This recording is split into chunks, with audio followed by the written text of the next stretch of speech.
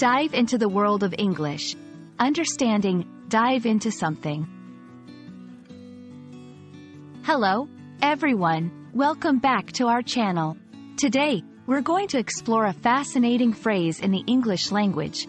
Dive into something. This phrase is not only popular but also very visual and expressive. It can help you sound more like a native speaker and enrich your English conversations.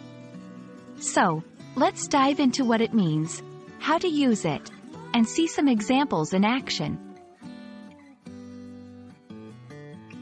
Dive into something is an idiomatic expression used to describe starting something with enthusiasm and energy, often without hesitation.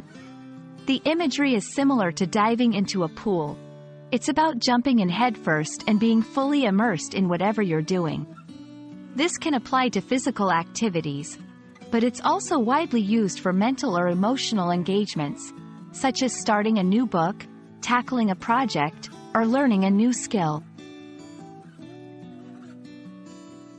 Using dive into something correctly can add depth and vividness to your conversations.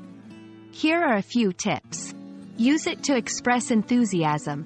Show your excitement about starting something new.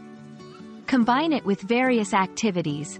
It can be used with studying, reading, researching, and more. Highlight your immersion. It's perfect for situations where you're fully absorbed in an activity. To give you a better idea of how dive into something can be used, let's look at some examples. After the workshop, I couldn't wait to dive into practicing the new techniques I learned.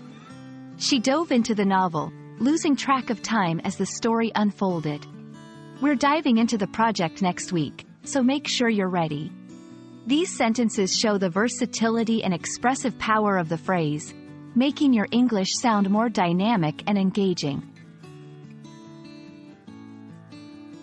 I hope this video helps you understand and start using the phrase, dive into something, with confidence.